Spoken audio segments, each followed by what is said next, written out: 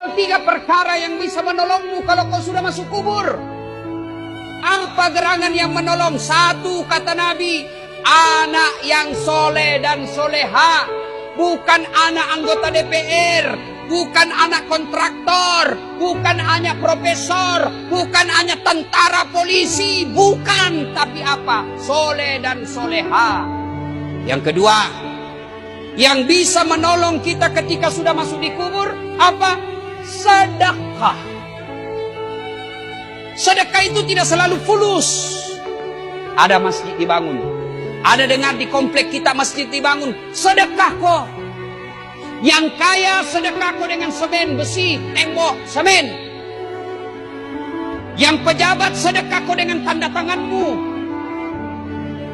Yang tidak punya jabatan, yang tidak punya uang, sedekah kok dengan tenagamu, pergi kau angkat semen. Saya tidak kaya, tidak pejabat, tidak kuat Ustaz, tapi saya mahasiswa, sedekah kau dengan otakmu. Kemudian yang ketiga, ilmu yang bermanfaat. Bapak dalam grup WhatsApp punya 10 grup, sebarkan 10. 10 grup itu masing-masing anggotanya 100, 1000. 1000 Bapak sebarkan dakwah-dakwah, masa tidak ada yang amalkan? Kalau ada yang amalkan, selama dakwah itu diamalkan, maka yang menyebarkan dapat pahala. Ustadznya dapat pahala, yang menyebarkan juga dapat pahala.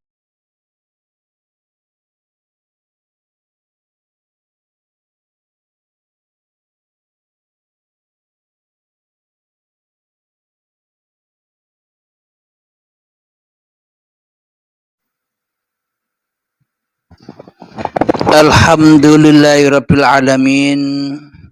Sesi kali ini adalah mudzakarah tanya jawab antar jamaah. Silakan Bapak, namanya siapa? Rumahnya di mana? Ya, nama saya Samsudin. Alamat Gebang, Jalan Peringan Tebing. Jadi saya ingin mau tanya masalah tentang kita mempersedekah, kita doa kepada orang tua kita.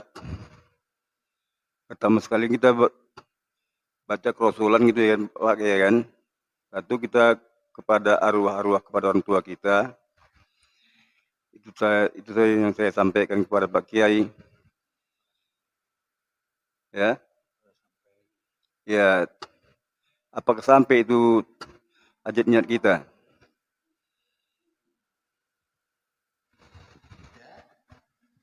Ada itu ya Pak Kiai, terima kasih Pak Kiai. Alhamdulillahirabbil alamin. Jadi pertanyaannya simpelnya begini.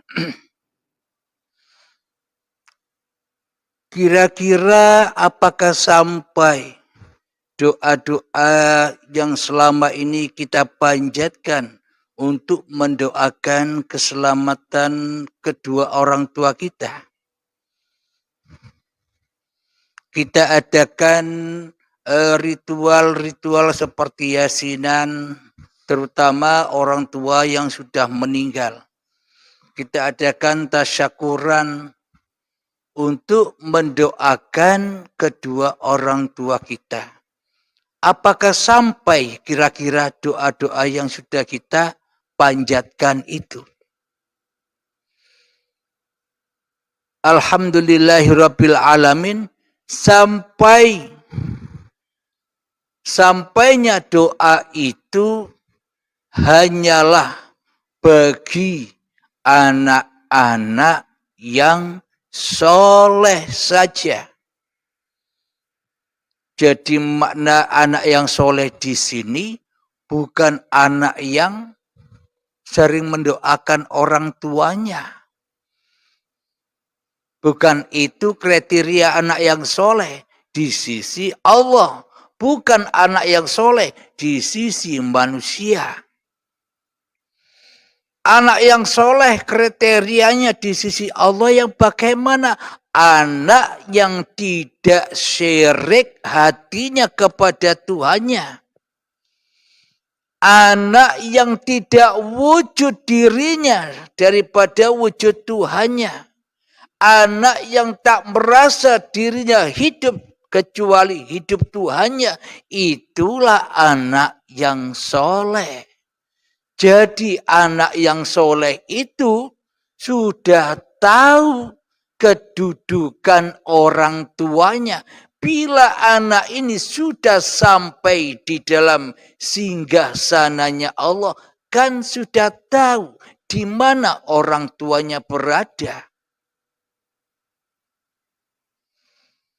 Tapi bagi anak yang tidak soleh, bagi anak yang belum bertaubat dari kesyirikannya, bagi anak yang masih menjadi Tuhan di dalam hatinya, ya pasti menyangkanya kepada orang tuanya, disangka orang tuanya di kuburan sana diazab, disiksa, dibelenggu oleh para malaikat mungkar dan nakir.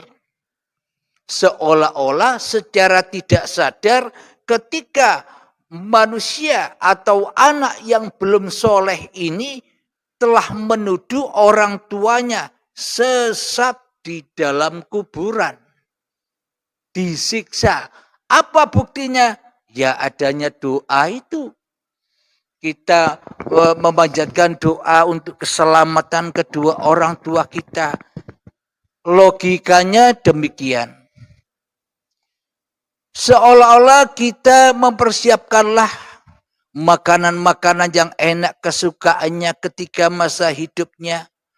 Pakaian-pakaian yang indah yang disukainya saat hidupnya kita persiapkan untuk dikirimkan ke orang tua yang sedang ditahan, yang sedang disiksa agar tidak disiksa lagi, agar menerima kiriman-kiriman kita, agar bisa terselah siksaannya atas kiriman-kiriman kita. Dan kita berharap diampuni segala dosa-dosanya. Itu kan berarti kita sudah menganggap ayah atau orang tua kita sebagai pendosa. Kenapa kita mendoakan begitu kan? Ya Allah, ampunkanlah kedua orang tuaku yang sudah meninggal. Kebanyakan begitu karena anaknya tidak soleh, yang tidak tahu kedudukan orang tuanya. Orang tuanya sudah dipanggil Allah, inna lillahi wa inna ilaihi roji'un. Tentunya kedua orang tuanya, rohnya sudah dipersembahkan lagi kepada Tuhannya. Berarti orang tuanya selamat atau sengsara kalau sudah kembali kepada Allah. Nah inilah karena anaknya tidak soleh, orang tuanya sudah di surga, kok masih didoa-doakan, malah dituduh sebagai pendosa karena anaknya belum soleh, karena anaknya belum kenal Tuhannya, karena anaknya belum bertaubat dari kesirikan-kesirikan hatinya, yang tidak tahu nasib orang tuanya. Bagaimana mungkin anaknya tahu nasib orang tuanya? Kepada nasib dirinya sendiri tidak tahu. Bagaimana mungkin manusia tahu Tuhannya, kepada dirinya saja tidak tahu. Jadi untuk mengetahui nasib kedua orang tua kita, ya kita tahu diri kita dulu, siapa diri kita ini. Kalau diri kita sudah kembali melepaskan pengakuan-pengakuan bahwa wujud, hidup, kekuasaan, ilmu, amal, semua ini bukan hak milik kita, berarti sucilah diri manusia kita dari hawa nafsu kita. Berarti orang-orang yang sudah meninggal itu kan sudah jelas-jelas meninggalkan itu semua secara dohir maupun batin. Secara logikanya demikian. Bila masih ada acara-acara lain setelah innalillahi wa inna ilaihi roji'un, di dalam alam kubur itu disiksalah kedua orang tuanya, diadablah kedua orang tuanya. Maka berarti Allah dusta. Berarti Allah pembohong. Bila masih ada acara lain setelah kematian manusianya. Kalau manusia sudah meninggal, ucapkanlah innalillahi wa inna ilaihi roji'un. Sudah kembali ke sisi Allah. Berarti bila masih ada acara lain, berarti manusianya belum kenal Tuhannya. Coba kita cek dan kita ilustrasikan dengan logika-logika yang bisa kita terima dengan akal sehat kita. Ketika tidur, kita tidur nyenyak. Meskipun semua para malaikat, meskipun semua para nabi, meskipun seluruh makhluk yang ada di alam semesta ini menanyai kita, "Marabbuka?" Tapi Anda tidur. Kira-kira Anda tahu? Anda respon, kalau Anda tidur nyenyak, ditanyai seluruh alam, bro, marabbuka, siapa Tuhanmu bro? Kira-kira Anda tahu? Ya Anda tidak tahu apa-apa, wong Anda tidak ada. Apalagi orang mati. Oh, sudah ada punya pengakuan-pengakuan lagi. Tidak bisa ditanya-tanya, apalagi dipendam tanah. Berarti siapa yang mendengarkan pertanyaan itu? Marabbuka, wahai ahli kubur. Bila nanti kau ditanya marabbuka, siapa Tuhanmu? Jawablah, Allahu Rabbi, Allah lah Tuhanku. Siapa yang mendengar itu semua? Yang bisa mendengar itu semua kan ahli-ahli kubur yang hatinya seperti kerasnya batu. Siapa yang mengantar jenazah-jenazah? Itulah hakikatnya ahli kubur itu yang belum bertaubat dari kesyirikannya. Jadi ahli kubur yang di syariat itu, yang di luar itu hanya ilustrasi atau hanya kiasan. Yang sebenar-benarnya ahli kubur itu adalah manusia yang masih merasa wujud hidup berkuasa dirinya daripada Tuhannya. Dialah yang tinggal di dalam alam kubur hawa nafsunya sendiri. Merekalah yang disiksa dengan adab-adab yang pedih, dengan berbagai macam-macam masalah yang dideranya. Itulah bukti-bukti yang sangat nyata. Memang maha benar Allah dengan segala firman-Nya. Bila ada orang yang sudah meninggal, ucapkanlah inna lillahi wa inna ilaihi roji'un. Bagaimana mungkin sampai doanya manusia yang belum kembali menuju orang yang sudah kembali? Ya ada hijabnya, hawa nafsunya yang menjadi penghijabnya. Karena tidak sejenis untuk sampai kepada arwah kedua orang tua kita, ya kita harus tahu di mana orang tua kita itu sekarang nasibnya. Bila di sisi Allah, ya Anda harus datang kepada Allah dulu, baru tahu nasib kedua orang tuanya. Itulah anak yang soleh itu. Ilustrasi lagi agar logika kita dapat memahami dan meyakini kebenaran ayat-ayatnya Allah.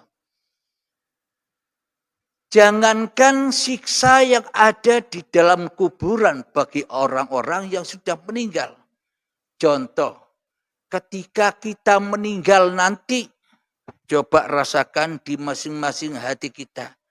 Ketika Anda sudah tak berhak mengakui kewujudan hidup dan badan Anda tak bisa lagi berkuasa atas dirinya. Berarti kan Anda sudah lepas. Anda tak ada di badan ini. Tidak ada pengakuannya lagi. Seumpama mayat Anda, mayat kita besok setelah mati, ditaruh meja, dipotong-potong kecil-kecil, dikasihkan makan ke buaya. Kira-kira mayat yang tidak ada pengakuannya itu dipotong-potong merasa sakit? Logika saja. Kan tidak ada rasa sakit. Paling yang merasakan sakit yang melihat. Orang yang masih mengaku-akui bahwa badan ini badannya. Yang melihat itulah yang merasa sakit. Seolah-olah badannya yang dibelah-belah. Merinding orang yang melihat. Padahal yang sebagai yang korban yang dibelah-belah itu tidak merasakan apa-apa. Enjoy saja. Wong tidak ikut punya. Tapi yang merasa punya ini loh yang serba takut, yang serba sengsara, yang serba menderita menghadapi kenyataan kehidupan ini. Karena dirinya jadi Tuhannya badan-badannya sendiri. Nah, bila saat dibelah-belah dimakan buaya atau dimakan macan saja tidak merasa sakit, apalagi di asalnya. Asal dari tanah, kembali ke tanah. Ya surganya badan inilah tanah. Surga tempat kembali yang sebenar-benarnya kembali badan ini ya tempat kemana awal mula ia dijadikan. Ya tanah itulah surganya. Mosok kembali ke surganya ke asalnya disiksa. Siksanya sudah selesai saat tiba detik-detik syakaratul maut, pelepasan demi pelepasan yang maha dahsyat sakitnya, azabnya saat itu, itulah puncak-puncak pensucian manusianya karena saat hidupnya lalai dalam mensucikan dirinya. Akhirnya dibaiat paksa, dibaiat akbar karena saat hidupnya ia sayang kepada harta, sayang kepada ilmu, sayang kepada amal, dan sayang kepada apa-apa yang dikumpul-kumpulkan. Sehingga apapun yang disayanginya akan bertambah dan bertambah menyakitinya ketika datang detik-detik syakaratul maut itu. Sebenarnya siapa yang menyiksa diri kita? Mereka yang kita senangi itulah yang menyiksa diri kita sejatinya. Kira-kira kalau tidak ingin disiksa, ya jangan cinta kepada yang lainnya Allah. Bila kita tidak mau disiksa, kapan? Sekarang pun bisa dilakukan. Itulah hari kebangkitan dari alam kubur. Secara logika kan nyambung. Ya kan? Selama ini kita hanya cerita jari-jarinya, kata-katanya saja. Kalau ini penjelasan ini kan katanya Allah pasti hak sesuai logika kenyataannya. Jadi sebenarnya talqin mayat itu diperuntukkan bagi orang-orang yang mengantar ke kuburan itu loh, ahli kubur. Sebenarnya disiksa terus dengan mungkar dan nakir yang ada di dalamnya. Karena hatinya mungkar terus dari kekuasaan Tuhannya. Nah, jadi ada cerita lagi bahwa nanti orang yang dikubur, dipendam di pekuburan itu, ketika para jamaah yang mengantarkan dari kuburan 7 jangka meninggalkan dari kuburan, maka akan didatangi malaikat mungkar dan nakir. Itu kan cerita angen-angen hawa nafsu. Kok weru-weruo? Tapi sejatinya kita tahu kalau kita dibukakan hati kita. Makna cerita ini begini. Ketika kita melihat orang mati, ketika kita melihat orang dimandikan, dikafani, dikubur, disolati, kita merasa seolah-olah kita sebentar lagi mati. Waduh, susah diri kita, ingin tobat. Seolah-olah mayat itu dirinya. Jadi penyesalan demi penyesalan mendera dirinya. Ya Allah, sebentar lagi aku juga mati. Takut. Sadar kalau diri kita sebentar lagi akan mati. Akan tetapi